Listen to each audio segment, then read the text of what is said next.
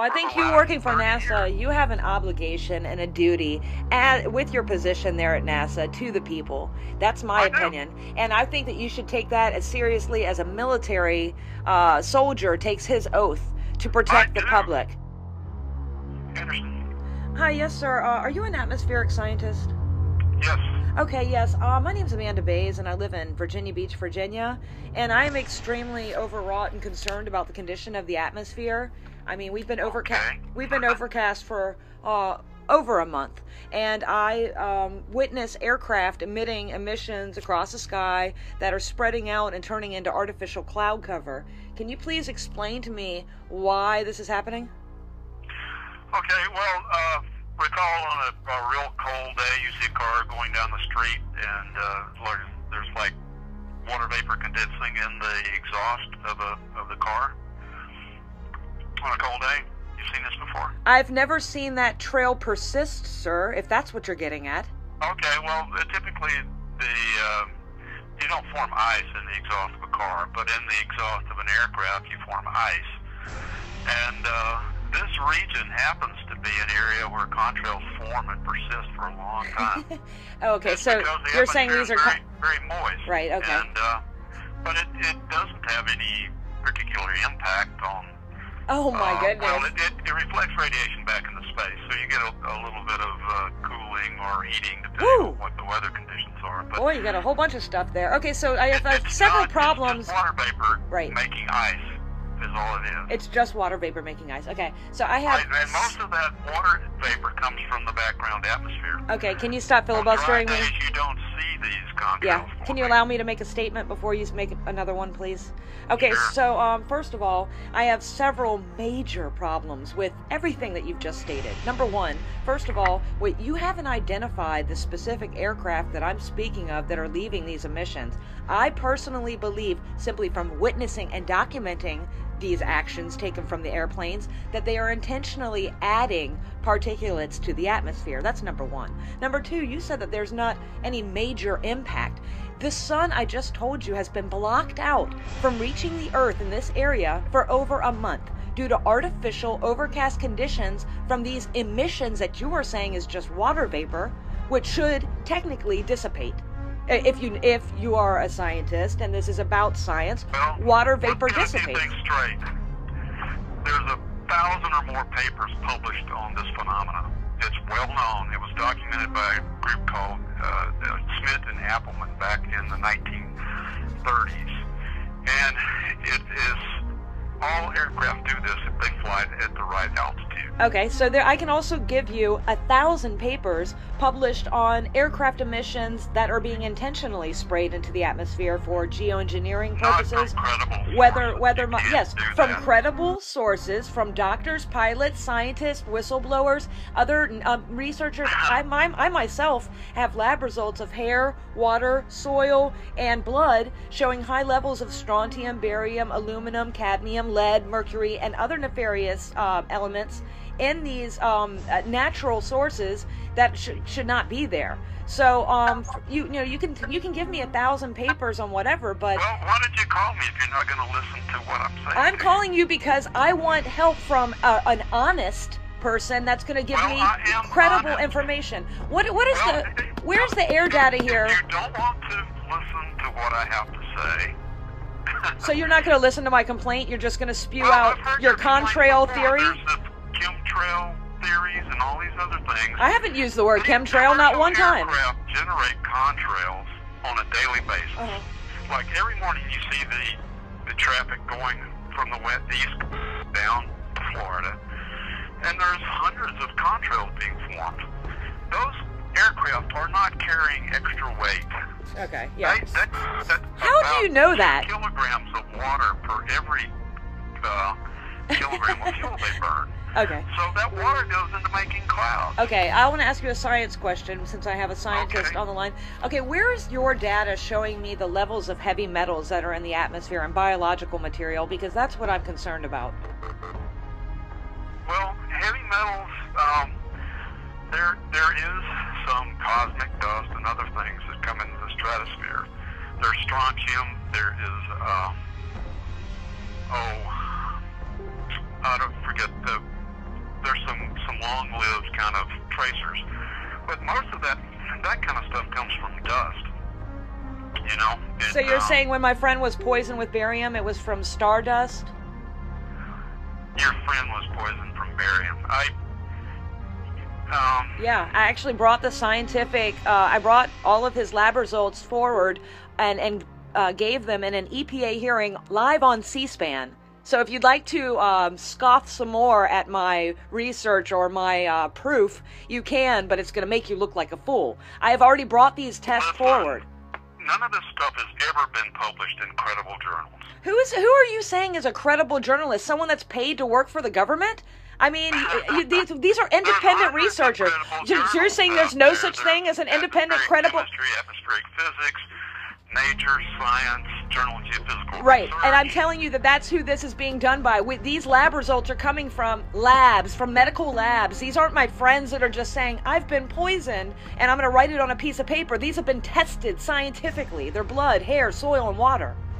Why are you not listening? Why are you immediately disregarding what I'm trying to tell you? I'm very concerned. I get attacked all the time by people with these types of arguments, but there's... you get attacked all the time with people that have barium poisoning? That's scary. How many people have come to you saying that they've been poisoned? Well, listen to this argument. Those clouds are at 40,000 feet above the Earth. The wind up there is blowing about 100 miles an hour. Anything you see over Virginia Beach doesn't strike the Earth again until it hits Europe. So anything over your head is not something you're breathing. So the stuff that's being sprayed here is being dumped on Europe? There's nothing being sprayed here. Oh my gosh.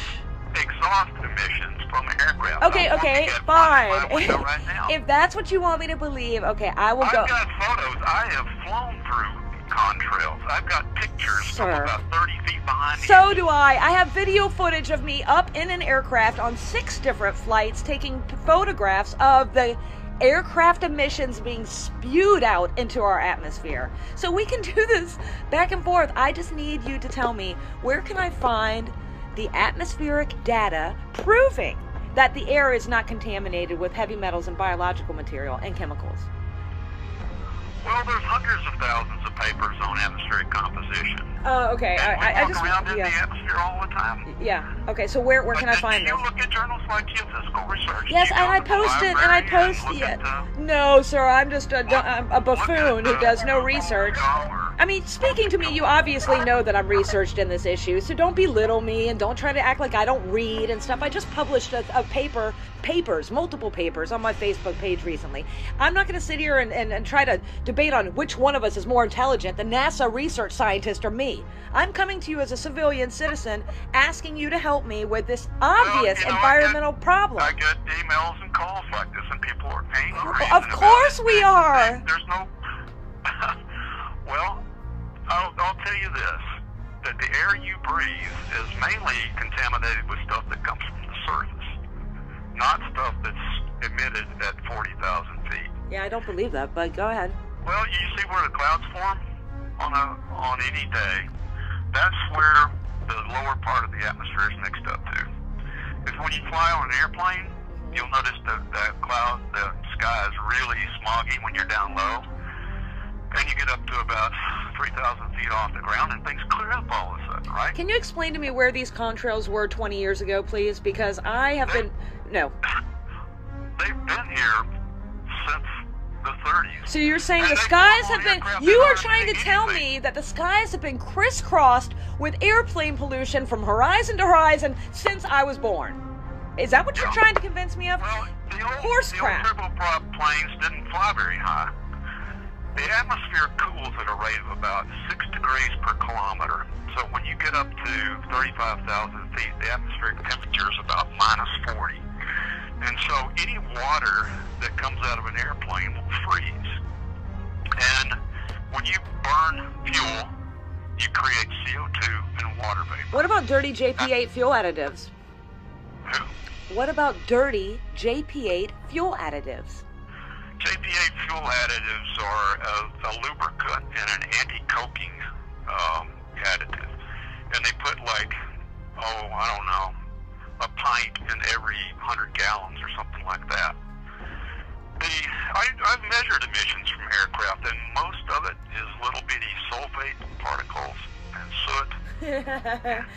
Have you measured the emissions coming from military aircraft? Yes. Oh, you have? I would like to see those papers. Where is that published? Right, where's that published? I'll send you a NASA report. Give me your email. Okay. It's Matt. At nasa.gov. And I can forward you the NASA report. Yeah. There's a huge number, like 10 to the 6 sulfate particles per cubic centimeter of air coming out of an engine. So there's lots of tiny little particles, and they're soot. The primary composition of engine exhaust is CO2. That's like 99.9%. Okay. And water, well, the water is about equal of CO2. So CO2 and water are the primary things coming out of an engine. Okay. So and then soot. So when the engine exhaust hits the cold atmosphere, the water condenses on the soot particles. Right. Okay, so let me ask you this. With all of these people that are calling you or that are writing you that are mad and angry and upset, why, being a scientist, are you not taking their complaints seriously? Well, it's because I understand what's coming out, and I've done tests on the ground and in the air. There's a whole body of literature out there that describes this stuff, and people are working to try to reduce the emissions from aircraft, and we're planning to do an experiment. We did one called Alternative Fuel Effects on Contrails and Cruise Emissions. Yeah, I saw that. I saw that and commented on it, and I didn't like the answer that I got. I thought it was just garbage, but I don't know. I mean, I haven't answered any comments online. Okay. Well, no, I'm talking about the video of the chase plane, the NASA chase plane that's following after the emissions, and they're sucking them up. Right, that's what I'm talking about. I commented on the YouTube video, and I didn't like the response that I got. It just seems that so being a scientist, wouldn't you and shouldn't you be open to new information and new scientific data and testing that other independent scientists have done? Sure. I go to conferences all the time. I presented that work in Germany at the International Conference on Transport in the Atmosphere. Were you at the Paris one, the climate conference in Paris? No. I didn't get funding to go to that one. Right. But, I go to the scientific conferences. There's a whole group of people out there. We take this very seriously. And we're gathering information for policymakers. We're not part of some big conspiracy. Oh, gosh. Okay. But, I don't get paid that much. I'm not making any money off this stuff.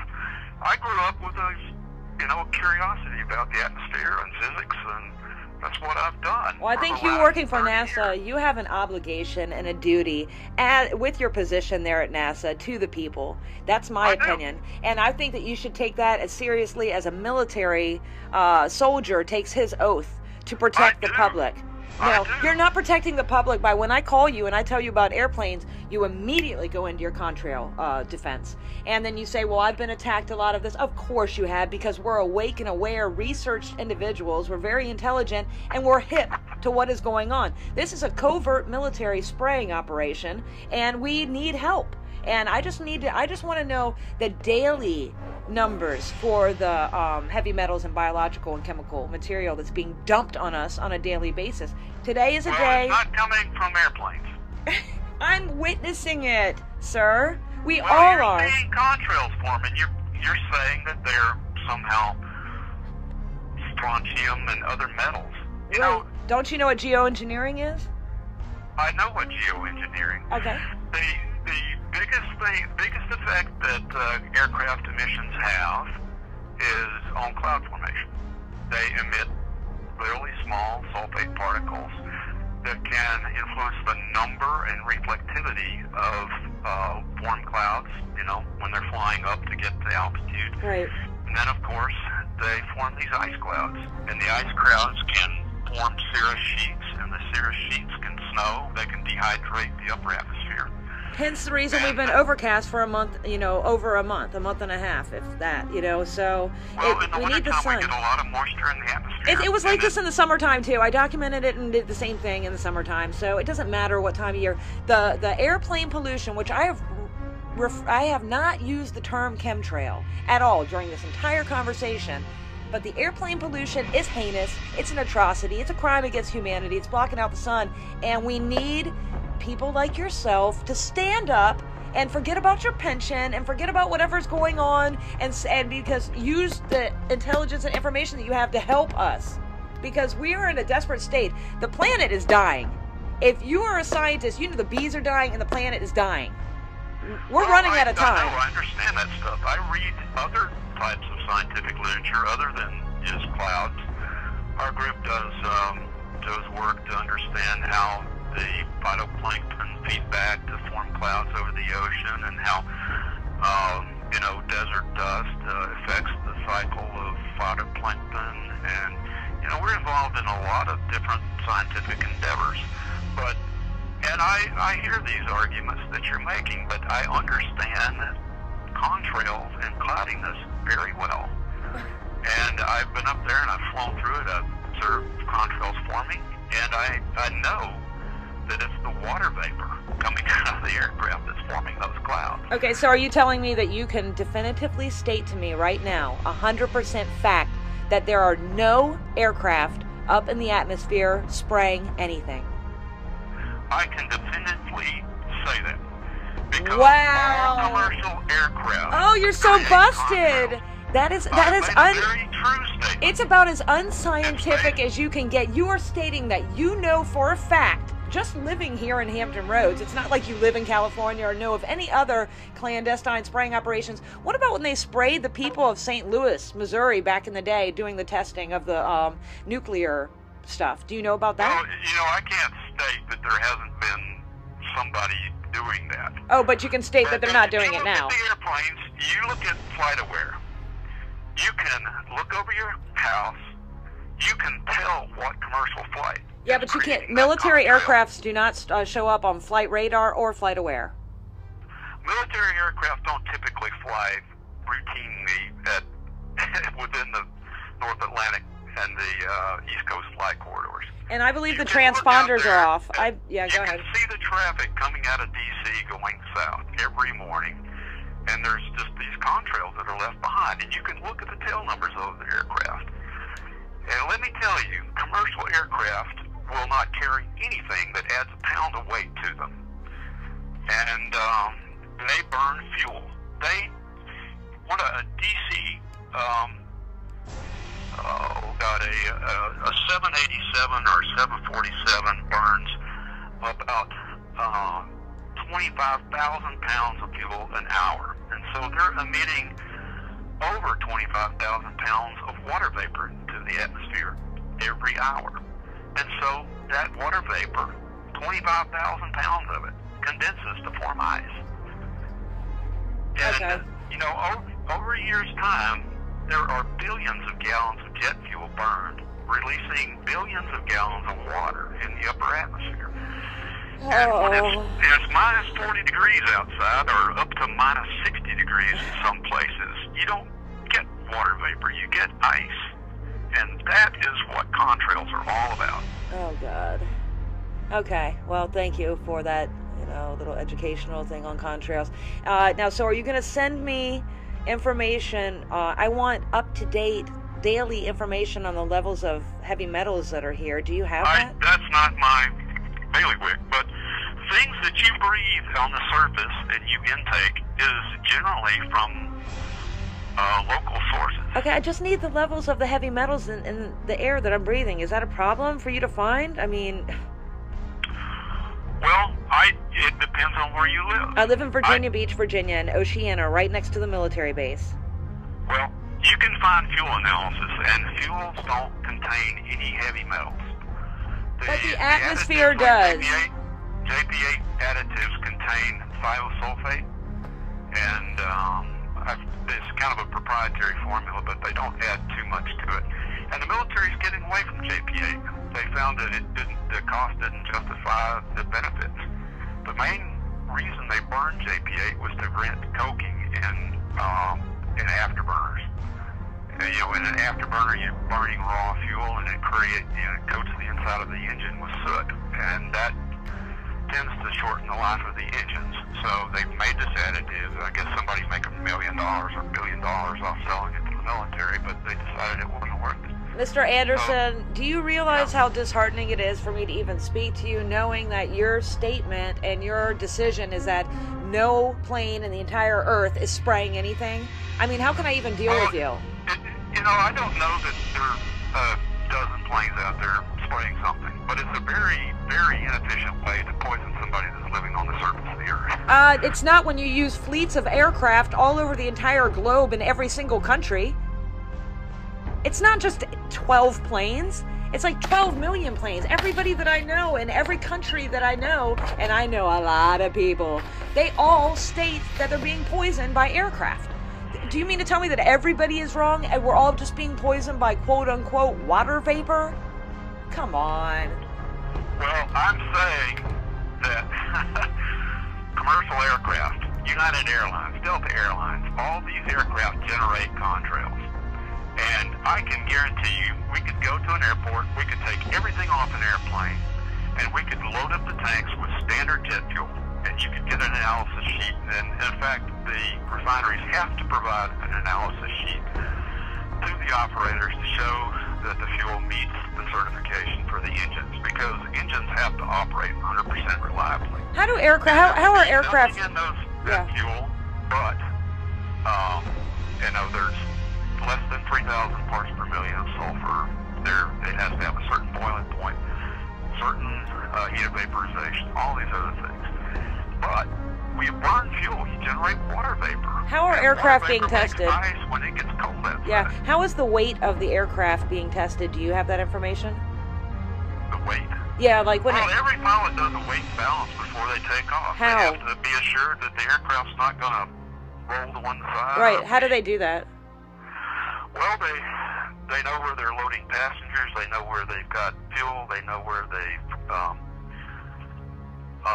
have the luggage. It's a requirement. They have you've seen pilots with their sheets up. Right. So how do they test it? Do they just use scales or something like that? Yeah. Well, they do initially. With the plane unloaded, they put it up on jacks and they measure the weight and balance. They put what on jacks? The whole plane. Oh, they put the plane on jacks, and then what do they do? They measure the weight and balance. How do they measure the weight is what I'm asking you. They've got these jack stands that have a kind of like a bathroom scales in them. What about the center of gravity? How do they test for that? Well, they've got a jack up under the front, a nose wheel, and the other jacks are on the wings. So they use these jacks. You want me to believe that they use jacks to test the weight and the center of gravity? Not before every flight. They do this when they take it in for maintenance. And then they monitor, where, how many people come on it. It's not perfect because you don't know how much people weigh.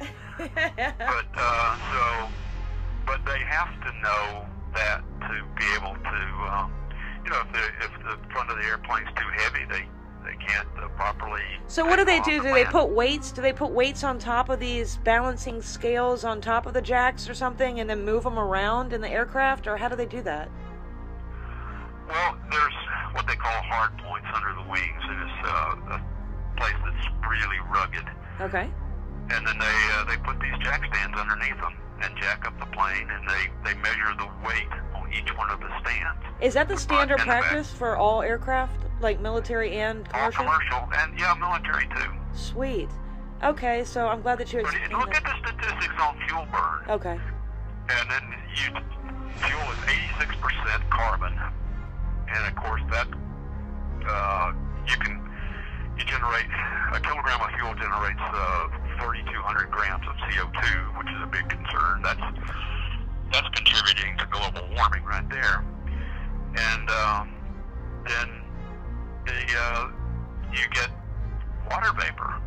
Yeah. For the CO2, for the hydrogens that are on there, there's about 140 grams of hydrogen that combines with oxygen to form water vapor. What you just said to me about testing the aircraft and the center of gravity, that actually makes sense. Like, I was just thinking about it in my mind. I think you're telling the truth about that.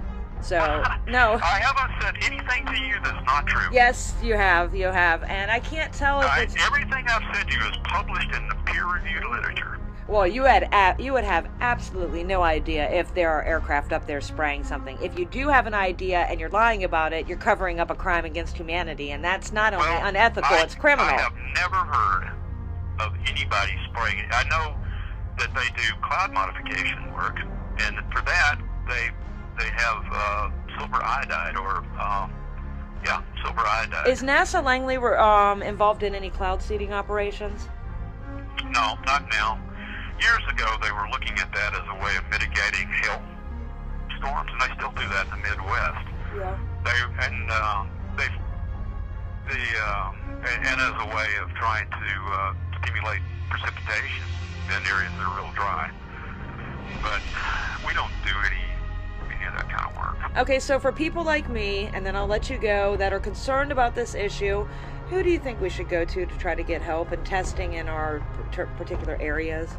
Well, if you think your water or the soil outside your house is contaminated with something, then you'll get the samples, and there's the Virginia Department of Environmental Quality. I already tried them like 5 years ago, and they ended up backing down. They said they could not use the state's money to test for materials in my yard that they may or may not have come from a mobile source, this, that, and the other. It was just a big another cover-up operation like all of you government-paid people do. I've gone through all of you. You're all in on it. The hardest way to get an honest conversation is to call us and accuse us of being part of a big conspiracy. I have not done that.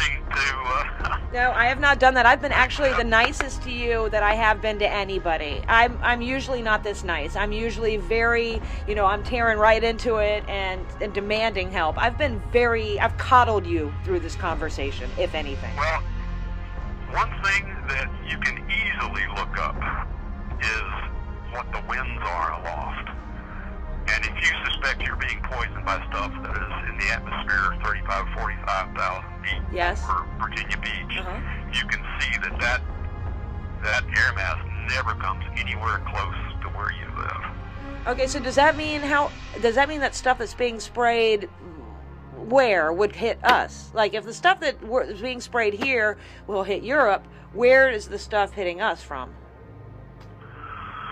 Well, the atmosphere is if you could put tracers in it, some way of visualizing it, you would see that the air that's above your house comes from different places on different days. It could even be coming from China or from when we had big storms, it's coming from the Gulf of Mexico. The atmosphere is like a big river, and it just kind of has turbulence. But the air that's at 40,000 feet, it takes a long, long time for it to reach the surface. How long? Well, if there's a thunderstorm around, it can happen within an hour. But on days like today, probably a month. So these airplane emissions are shipped off to Europe to poison the poor people there? How is that fair? Well, we fly airplanes. I do work to try to understand what forms contrails and how you regulate those, because the clouds are a concern. They trap heat, and that contributes to global warming. Yeah, but I thought that's the reason why they were doing the geoengineering, which was creating artificial clouds to reflect the sunlight back to space. Now you're saying it traps heat? It can trap heat, but it reflects shortwave radiation back to space. It all depends on the time of day, and it's really complicated. Yeah. Well, that's another thing that's very hard to explain these sort of things to people, is because it's so complicated. Well, yeah. It's like climate. People say, well, it's cold outside today. Climate's not changing. Well, climate is what you expect. Weather is what you get. So, there's things that Our atmosphere is cleaner now than it's ever been. Oh my God! The sky is the cleanest it's ever been now. Well, not ever, but Well, in the last 100 years. Oh my gosh, it's the worst it's ever been, and I prove that on a daily basis on my many different platforms. Look at the levels of sulfate and nitrate pollution in the atmosphere. Since they have regulated NOx emissions from cars and sulfur emissions from power plants and cut down the amount of sulfur in fuel, it's gotten a hell of a lot cleaner. So, but what about all the Back in barium, 1950s, strontium, There aluminum? was so much ozone in the air, it would rot car tires. Okay, so but I've And that's told you not about all healthy. those elements, cadmium, uranium, and the other nefarious elements that we're finding in the air, that it's proving that we're being poisoned. I mean, that wasn't in the air before. Well, there was much more kind of radioactive dust in the air back in the 50s when they were doing open-air testing of nuclear devices. That generated a huge amount of unhealthy crap in the air.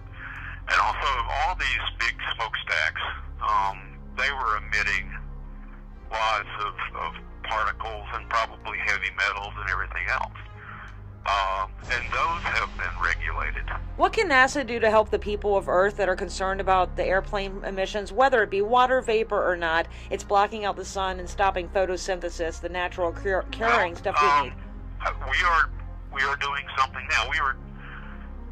I'm involved in a program funded by NASA Aeronautics, and we are looking at alternative fuels that emit much less soot. And also, we are conducting studies to try to figure out what we can do to reduce contrail formation, and also the effect of the emissions on forming cirrus clouds downwind of flight corridors. So, alternative fuels generate less soot, and the number of ice particles that form in an engine exhaust is proportional to the number of soot particles. These little solid particles come out of the engine. You got really high concentrations of hot water vapor. As the exhaust cools, that water vapor condenses onto these soot particles and forms ice.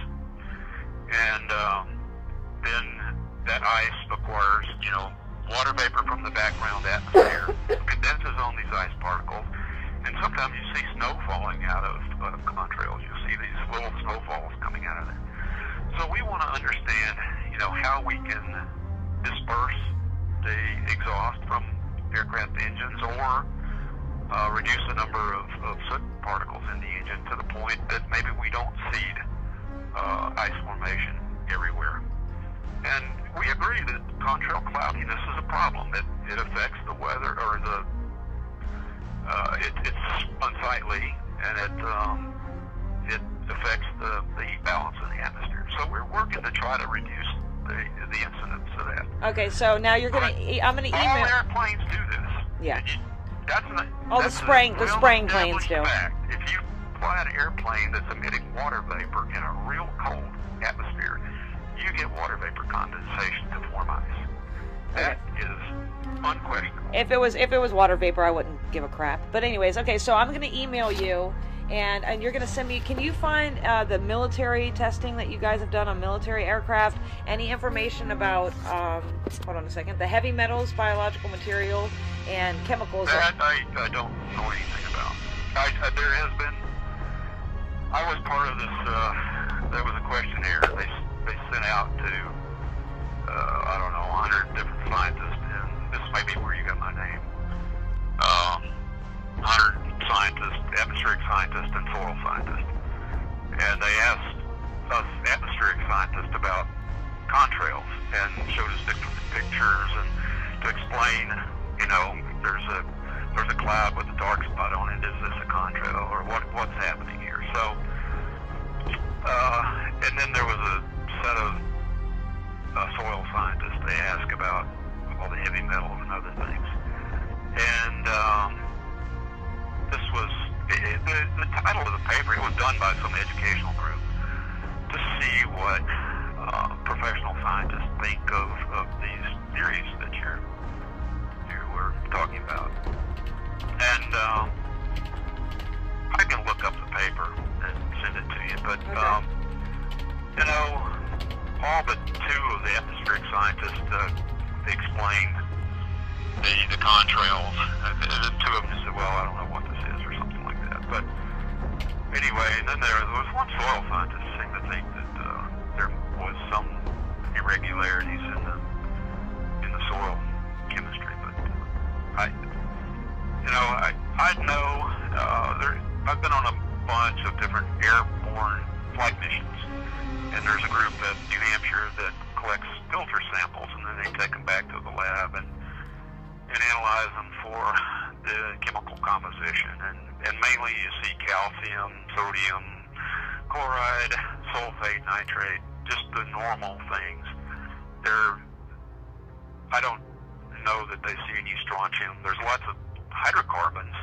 You know, trees emit hydrocarbons that turn into aerosols, and vehicle traffic generates a lot of soot and nitrate aerosols. And so Yeah. I don't, other than dust, that's where you get mineral. You're contending that all of these aircraft flying over and creating contrails are poisoning the atmosphere. Right. I'm contending that unless, I'm contending that the contrails you see are a natural, or not a natural phenomena, but they're a natural flying aircraft that generate water vapor through very cold regions of the atmosphere. Would you be willing to help us independently, do something to help us research the planes that we suspect might be spraying something into the atmosphere? Well, my focus is on the contrails, and yeah, but you being a scientist, you need to be open-minded. Unless your hands are tied. I'm open-minded, but I think your hands are tied with NASA. I've been doing research in this area since 1994. So I've been at this 22 years, and I've heard all these arguments, and I've flown behind military aircraft and civilian aircraft and NASA aircraft and made lots of measurements in the atmosphere. Been involved in 37 different flight campaigns to study the composition of the atmosphere.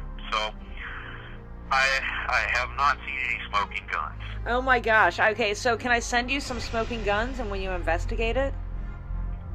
No. Wait a second. See, your hands are tied. Who pays your bill? Is it the government pays your salary? Yes.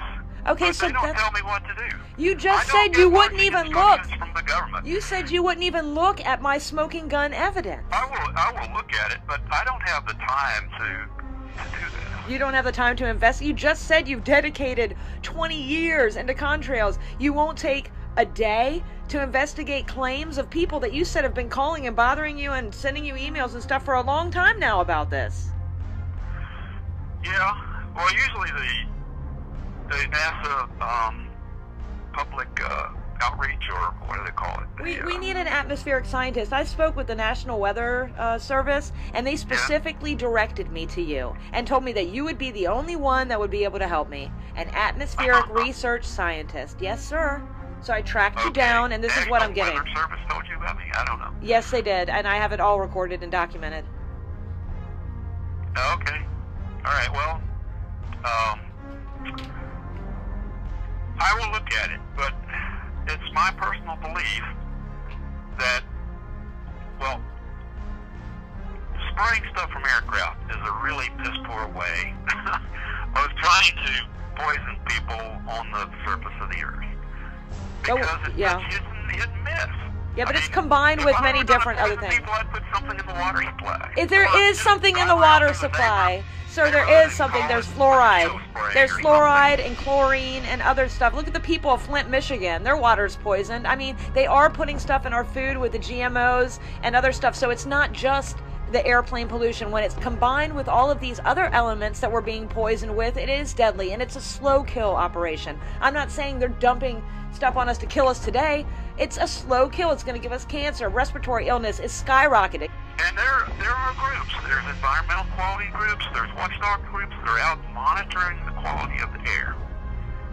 And it's not easy to get heavy metals and stuff airborne. The stuff is big. It doesn't go very far. Most of the aerosols you see in the atmosphere are just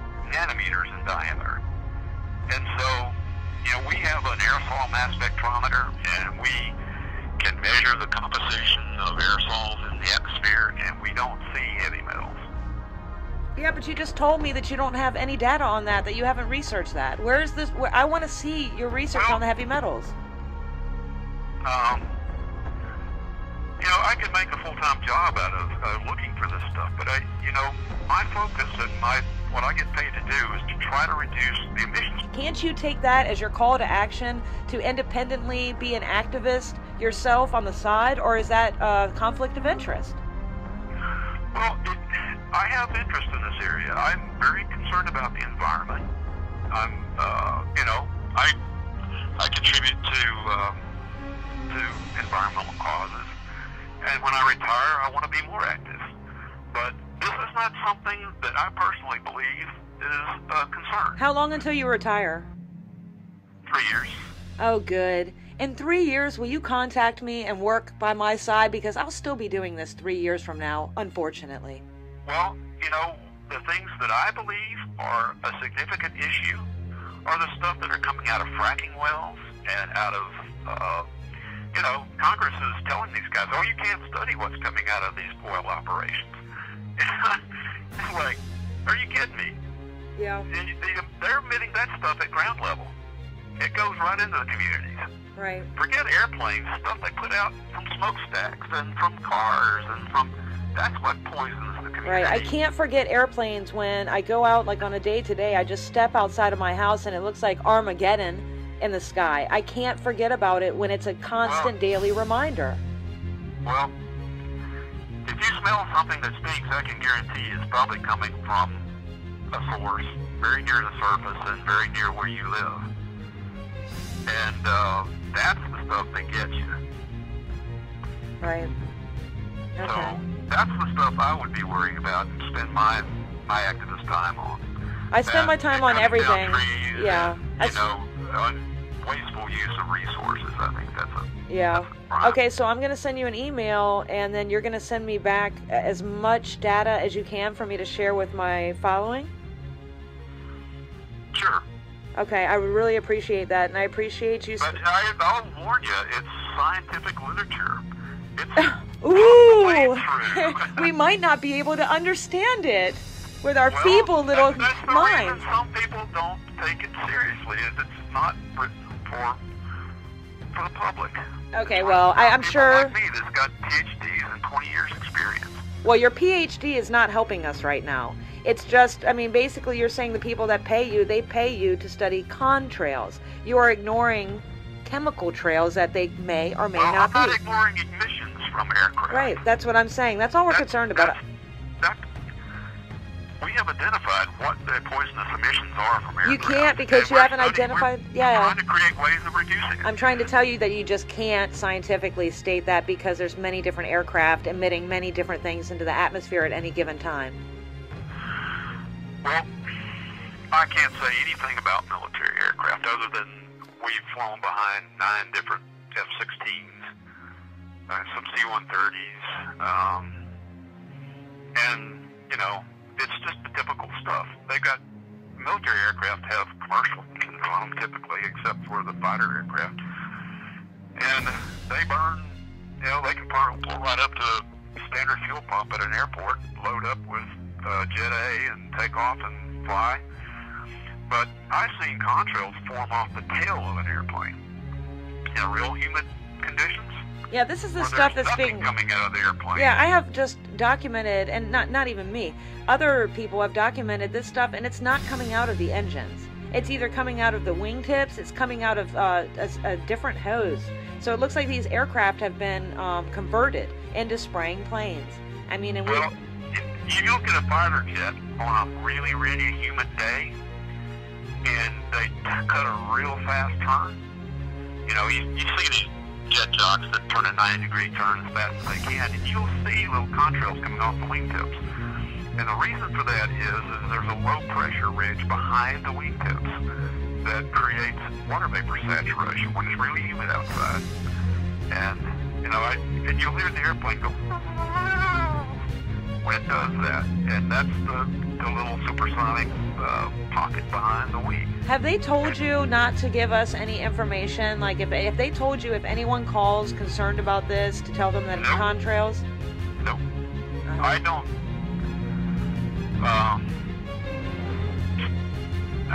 Nobody has told me not to say anything about anything. You know, I have been told not to talk about climate change to certain people. Okay. But that's because certain people don't believe in it, and they have the power to affect our budgets. Okay. I understand. So we can't talk to some of the people that give us funding about that because they're like, oh, well, that's wasting money. So if you really, really want to worry about stuff that affect you directly, rather than thinking about what planes are spraying out at 40,000 feet, think about what the oil companies are doing and other things like that. That's my advice. Okay. Thank you, sir. I worry about that as well. All right, so All right, well, don't worry too much. Try to have some fun. I know, I will. Okay, so I'm sending You live in Virginia Beach, which is a nice place to be. Oh my God, it's the pits of hell. It's literally like just a total toxic waste dump. I'm surprised I'm still living. I'm young, so I'm able to survive some of this, but yeah, it's treacherous. All right, so I'm going to send you an email now so you can send me all the information you possibly can back so I can give it to my friends and people that are concerned about this. Okay. Thank you, sir. Mm-hmm. All right, bye-bye.